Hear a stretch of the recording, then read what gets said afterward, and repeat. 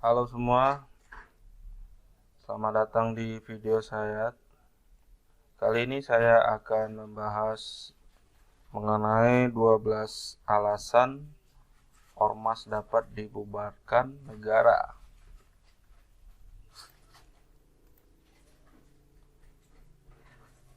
Yang dibahas di dalam video ini, yang pertama mengenai apa alasan ormas dibubarkan pemerintah. Yang kedua, apa bentuk sanksi bagi ormas yang melanggar ketentuan pemerintah.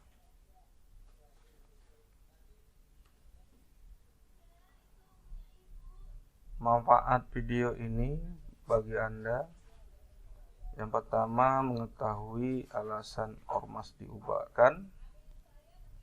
Yang kedua, mengetahui larangan apa saja bagi ormas. Yang ketiga, mengetahui sanksi yang diberikan atas pelanggaran yang dilakukan ormas.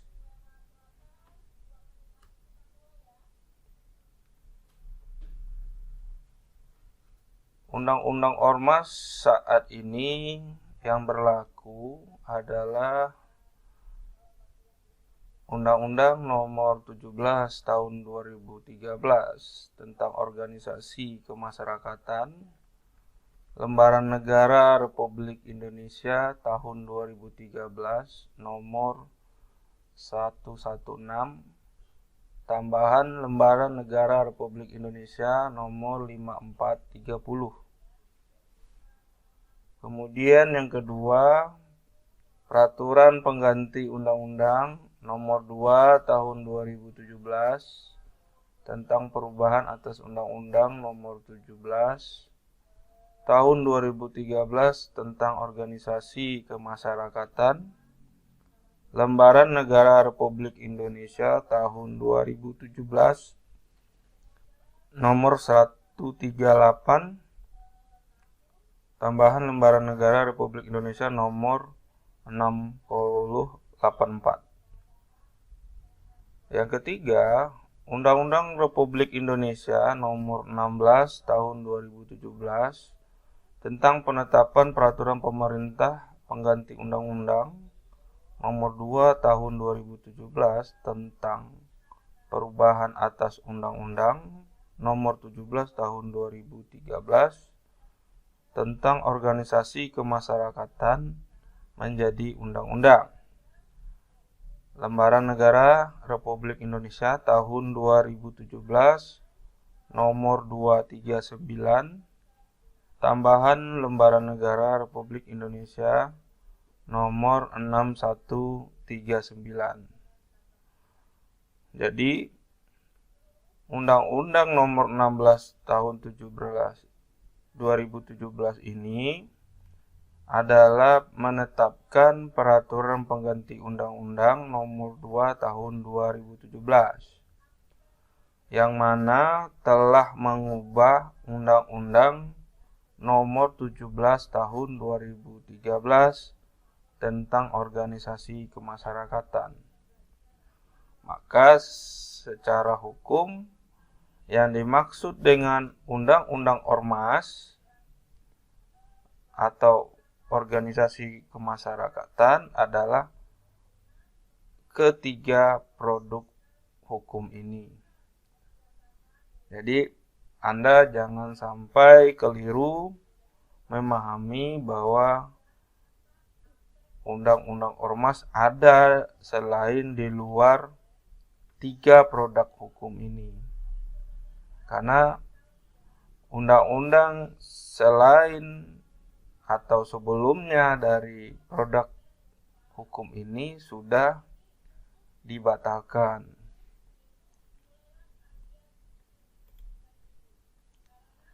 Yang pertama, alasan pertama, menggunakan nama, lambang, bendera atau atribut yang sama dengan nama, lambang, bendera atau atribut lembaga pemerintahan.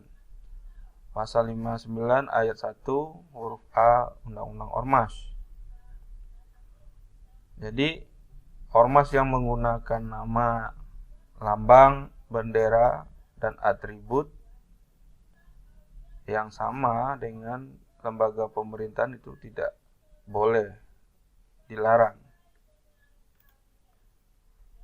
Yang kedua, menggunakan dengan bendera tanpa izin, nama, lambang negara lain atau lembaga atau badan internasional menjadi nama, lambang atau bendera ormas, yakni diatur dalam pasal 59 ayat 1 huruf B. Di sini ada klausula tanpa izin. Dengan pemahaman apabila ormas itu memiliki izin, maka diperbolehkan. Izin ini yang mengeluarkan tentunya dari lembaga atau badan internasional yang dijadikan nama, lambang, atau bendera.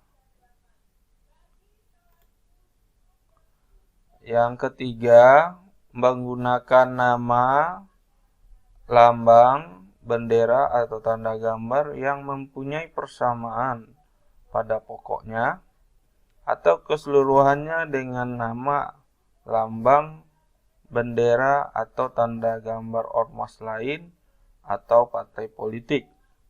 Pasal 59 ayat 1 huruf C. Dan yang diperhatikan di sini adalah mempunyai persamaan pada pokoknya atau keseluruhannya. Jadi Anda jika menggunakan di dalam ormasnya yang punya samaan dengan pokoknya dengan ormas lain atau partai politik itu dilarang. Pemahaman persamaan pada pokoknya itu sebenarnya gampang ditelusuri atau gampang untuk dipahami karena orang sudah bisa atau masyarakat sudah bisa memahami bahwa yang menggunakan nama, lambang, bendera, atau tanda gambar itu merupakan milik ormas lain atau partai politik.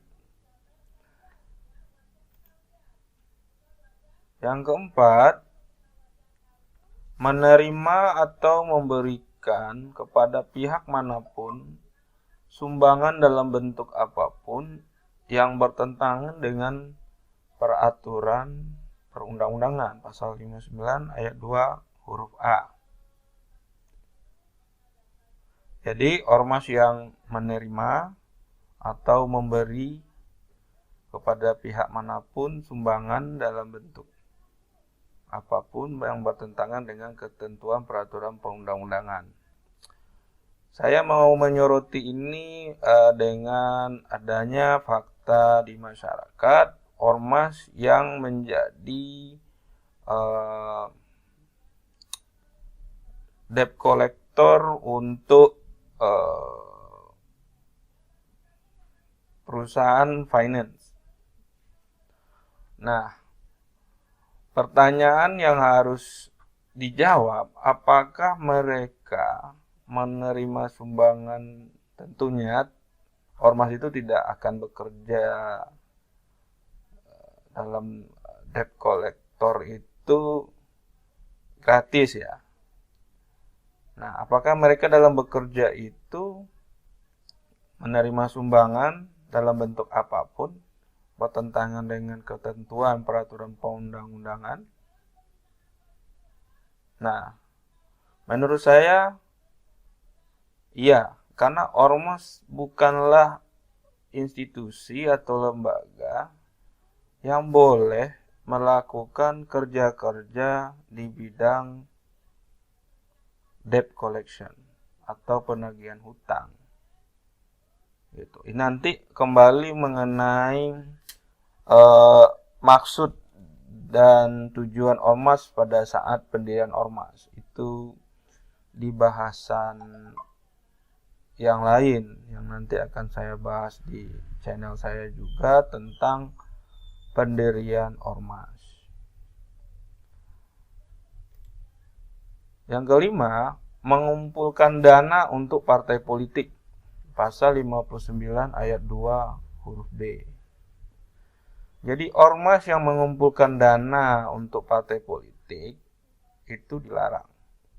Apakah ormasnya itu adalah underbow dari partai politik? Underbow itu istilah yang dipakai untuk menafsirkan bahwa ormas itu bernaung di bawah partai politik.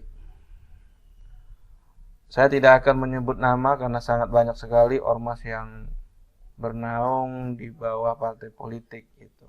Anda juga sudah tentu tahu apa saja nama-nama ormas yang ada dalam naungan partai politik. Nah, ketika ada ormas itu mengumpulkan dana, apakah dalam bentuk surat permintaan dana atau dalam bentuk datang langsung ke tempat usaha Anda atau ke rumah Anda, tentu biasanya mereka dengan memakai surat tugas dari ormas dan seragamnya dari ormas, yang mana dana itu dipakai untuk partai politik, itu dilarang.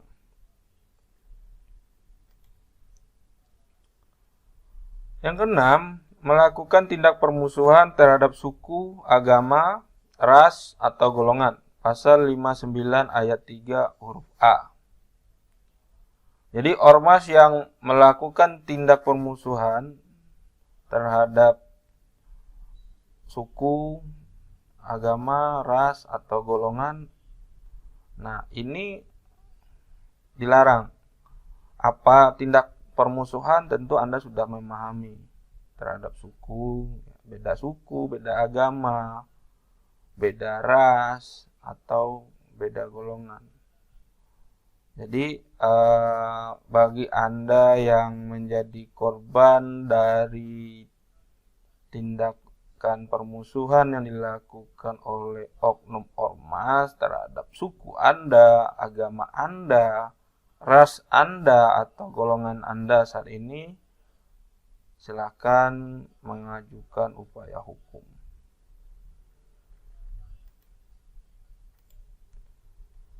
Yang ketujuh, melakukan penyalahgunaan, penistaan, atau penodaan terhadap agama yang dianut di Indonesia. Pasal 59 ayat 3 huruf B. Nah, saya menyoroti poin yang ketujuh ini karena sangat viral saat ini mengenai salah satu ormas yang diduga melakukan penyalahgunaan atau penistaan atau penodaan terhadap agama lain yang berbau agama. Anda silakan cari sendiri yang saya maksud, karena saya tidak mungkin membahas di sini karena nanti saya bisa dikenakan dengan undang-undang ITE, pencemaran nama baik. Tapi Anda bisa memahami dan menganalisa sendiri bahwa ormas mana yang mungkin di lingkungan Anda melakukan hal ini. Nah, jadi bagi Anda yang agamanya dinodai, dinistai gitu ya oleh oknum ormas, silakan juga melakukan upaya hukum. Yang kedelapan, melakukan tindakan kekerasan, mengganggu ketentraman dan ketertiban umum, atau merusak fasilitas umum dan fasilitas sosial. Pasal 59 ayat 3 huruf C. Nah, dalam praktek saya sebagai advokat dalam perkara-perkara tanah ya, biasanya dalam perkara tanah sih, itu kalau ada pelaksanaan pemeriksaan setempat atau kita bilang PS, itu dijagain oleh ormas biasanya. Nah, dalam hal itu di ormas itu di melarang kami dari kuasa hukum, pemilik, ya, dan dari pengadilan untuk meninjau lokasi tanah. Nah, kadang-kadang melakukan tindakan kekerasan juga.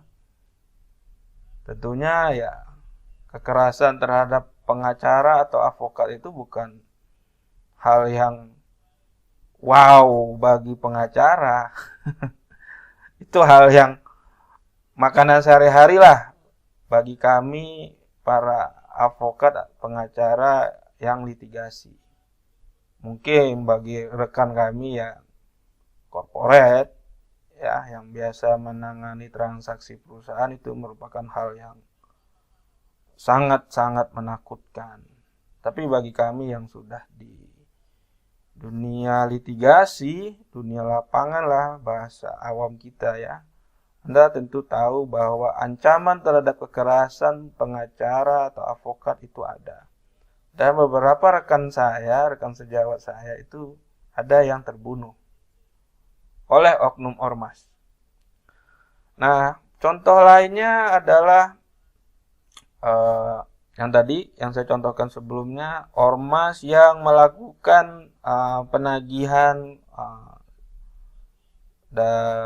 debt collection, penagihan hutang bank, hutang leasing gitu ya. Bapak Ibu juga pernah ngalamin, Anda pernah mengalami. Terus juga kalau demo merusak fasilitas umum seperti membakar, kayak demo kemarin, membakar Undang-Undang Cipta Kerja ya, demo Cipta Kerja itu membakar stasiun busway dan lain-lain. Clear ya, ini Anda paham ya maksud saya bahwa ini ormas dilarang. Tentu kita juga harus mengajukan upaya hukum jika ingin menindak ormas ini.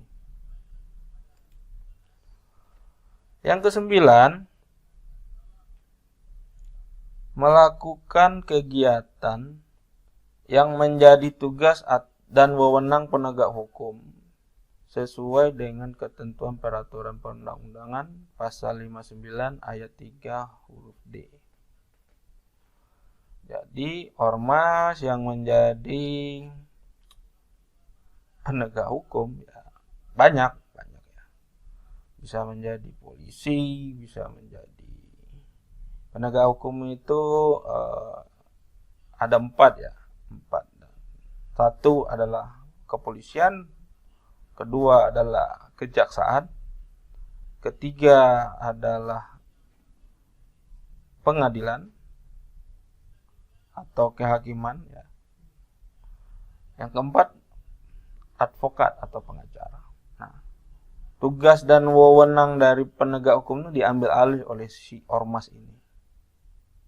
Ya, seperti kegiatan melakukan razia, sweeping,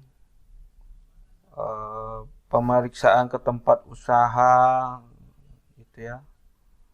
Biasanya yang terjadi nih kalau kita lihat, kalau pengalaman saya tuh bulan puasa, ngerazia orang puasa. Ya. Kalau di di restoran atau di toko merazia minuman keras, ya, merazia tempat-tempat yang dianggap adalah kegiatan perjudian gitu ya, perzinahan gitu. Seperti pelacuran ya, panti pijat plus gitu. Dan banyak. Memang kalau dari segi moral itu bisa dibenarkan. Saya termasuk orang yang bisa membenarkan razia secara moral dan secara agama. Tapi secara hukum pasal 59 ayat 3 huruf D, ormas tidak boleh. Yang bisa dilakukan ormas adalah melaporkan kepada penegak hukum. Nah, tapi pertanyaan berikutnya, gimana kalau penegak hukumnya adalah oknum yang menerima sogok sehingga tempat-tempat itu aman, Pak? Kita udah ngomong di sini penegakan hukumnya. Tentu solusinya adalah ormas itu melakukan advokasi masyarakat. Ya. Tapi kalau melakukan razia, sweeping, biasanya on the spot, spontan ya. Dengan tema-tema hari seperti bulan puasa, terus pada saat Idul Fitri dan lain-lain ya. Karena saya adalah muslim, jadi saya mencontohkan agama saya saja. Saya tidak paham agama lain. Nah, jadi bagi kita di bulan puasa melihat orang makan itu memang sangat-sangat mengesalkan. Walaupun ya ada agama bilang bahwa itu adalah bagian dari tes di bulan puasa. Tapi praktek-praktek yang ada sebelum-sebelumnya juga bisa Anda lihat. Itu memang itu dilakukan razia. Jadi begitu gambarannya bahwa ormas tidak boleh melakukan tugas dan wewenang penegak hukum. 10. Menggunakan nama, lambang, bendera, atau simbol organisasi yang mempunyai persamaan pada pokoknya atau keseluruhannya dengan nama, lambang, bendera, atau simbol organisasi gerakan separatis atau organisasi terlarang. Pasal 59 ayat 4 huruf A. Ini jelas. Gerakan separatis sekarang yang lagi ada adalah apa ya? Saya kalau gerakan separatis sekarang ini saya rasa nggak ada. Kalau gerakan Aceh Merdeka sudah selesai. Tapi kalau yang di Irian atau Papua itu apakah ada organisasi gerakan separatis? Yang ada namanya kelompok bersenjata. Ya kan? Saya tidak bisa melihat itu disebut gerakan separatis secara hukum. Saat ini belum ada. Menurut saya saat ini belum ada. Atau organisasi terlarang. Nah, kalau organisasi terlarang sudah ada contohnya yaitu HTI. HTI terus bank baru-baru lagi dilarang lagi oleh negara adalah FPI. Nah, ini dasarnya di Pasal 59 ayat 4 huruf A. Jadi ormas Anda atau Anda akan membuat ormas atau saat ini ormas Anda sudah berjalan, jangan menggunakan nama, lambang, bendera atau simbol yang sama dengan yang sudah dilarang atau dalam gerakan separatis, memisahkan diri dari Negara Kesatuan Republik Indonesia. Yang 11, melakukan kegiatan separatis yang mengancam kedaulatan Negara Kesatuan Republik Indonesia. Pasal 59 ayat 4 huruf B. Ini jelas ya, ormas yang kegiatannya itu ingin memisahkan diri dari Indonesia gitu ya. Mungkin karena saya dari Sumatera, nanti mungkin ada ormasnya namanya Ormas Republik Sumatera. Nah, itu jangan tuh. Mengancam kedaulatan negara NKRI. Oke, clear ya. Yang ke-12, menganut, mengembangkan dan menyebarkan ajaran atau paham yang bertentangan dengan Pancasila. Pasal 59 ayat 4 huruf C. Nah, paham yang bertentangan dengan Pancasila saat ini yang ada berdasarkan TAP MPR adalah ajaran dan paham komunisme. Dan yang dilarang dalam bentuk partai adalah Partai Komunis Indonesia, PKI.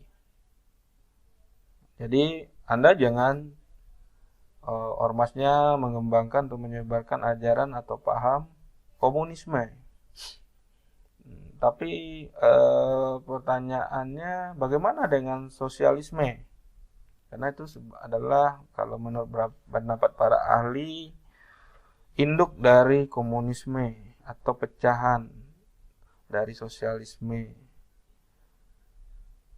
Nah, sosialis menurut saya tidak bertentangan dengan Pancasila. Karena tidak ada disampaikan secara hukum bahwa ajaran atau paham sosialis bertentangan dengan Pancasila. Yang ada saat ini adalah komunis. Demikian. Oke, terima kasih atas perhatiannya. Semoga berguna.